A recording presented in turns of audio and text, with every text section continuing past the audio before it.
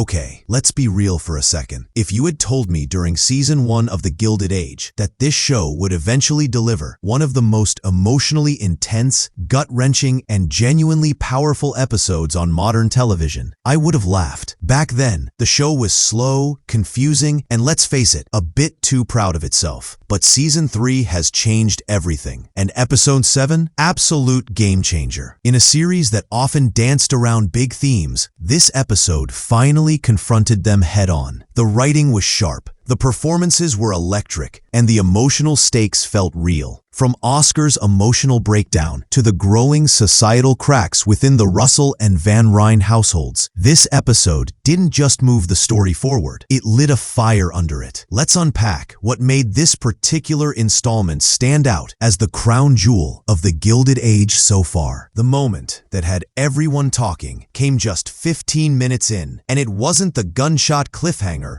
or Bertha Russell's latest social strategy. It was Oscar Van Ryn's heartbreaking, barely coded coming out scene. Devastated by the death of his secret lover, John Adams, Oscar is left grieving in silence. He's inherited a home, yet he can't explain why without outing himself. His mother, Agnes, asks the simplest of questions. Why would a man leave you such a gift? And that's when Oscar begins to unravel. With Marion and Ada trying to smooth things over, Oscar lashes out, his pain finally boiling to the surface. Do you really want to know, Mama? He asks, with years of repression behind those words. It's one of the most powerful scenes of the entire series. Not because anyone says the word gay, but because they don't. The silence, the subtext, the rawness, that's what hits the hardest. Blake Ritson, who plays Oscar, deserves serious recognition for his performance here. You can see the years of hiding, the fear, the shame, and the love, all written on his face. It's the kind of acting that makes you pause. His speech about sitting in the back of John's funeral like a stranger who walked in to get out of the rain is a poetic, tragic image of what it means to love someone in secret. Meanwhile, Marion's stunned reaction and Agnes's cold silence add layers of tension. Everyone knows what Oscar is trying to say. No one dares to speak it out loud. The scene captures that eerie in-between space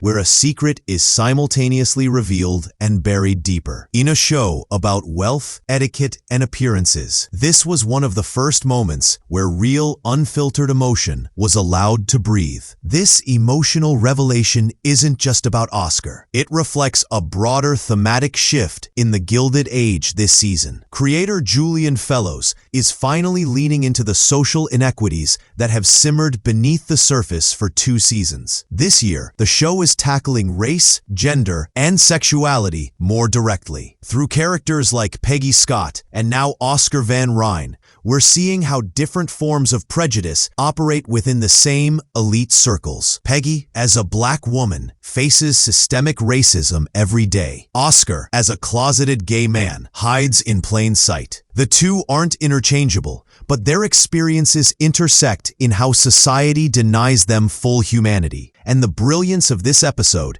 is how it forces the viewer to sit with that complexity instead of glossing over it. It's also worth noting the historical accuracy behind Oscar's struggle. As referenced in George Chauncey's book, Gay New York, there was, in fact, a thriving underground gay culture in New York by the 1890s, but it was largely confined to working-class areas, hidden from the refined world of people like Oscar. For upper-class men, the closet wasn't just a personal burden, it was a social prison. They couldn't even talk about what they were feeling, let alone act on it without risking everything. So while Oscar has wealth and status, he's emotionally isolated. This episode paints a haunting picture of how privilege doesn't always protect against loneliness. In fact, in Oscar's case, it magnifies it. Meanwhile, other storylines in this episode continue to raise the stakes. Bertha Russell is finally starting to feel the consequences of her ambition.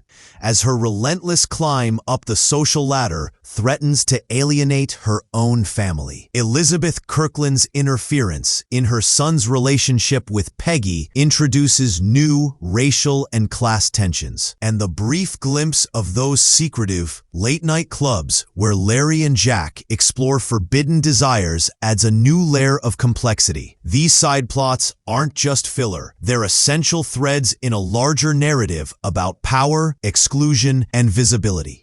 This episode made it clear that The Gilded Age isn't just a costume drama anymore. It's becoming a nuanced, socially aware story about identity and control. From a storytelling perspective, this episode was tight and purposeful. Every line of dialogue carried weight. Every glance, every silence told a story. The cinematography emphasized emotional isolation, especially during Oscar's confrontation. Characters were framed alone in large, cold rooms or at the edges of opulent spaces, visually reinforcing the loneliness beneath their privilege. Even the score took a back seat during the more emotional scenes, letting the performances take center stage. It was a refreshing shift from the overly stylized tone of earlier episodes. If this is the direction The Gilded Age is heading in, it might just be one of HBO's strongest dramas yet. In the end, what makes Season 3, Episode 7 of The Gilded Age so impactful is its willingness to break the silence. Whether it's Oscar's quiet heartbreak, Bertha's unraveling empire, or Peggy's hard-fought dignity, the episode refuses to look away from pain, and yet it's not without hope. These characters are finally confronting the truths they've long suppressed. It's emotional, it's complex, and most importantly, it's honest. If you stepped away from the show early on, now might be the perfect time to come back. The Gilded Age has found its voice, and it's finally saying something worth listening to. Don't forget to like, comment, and subscribe if you want more deep dives into this incredible season.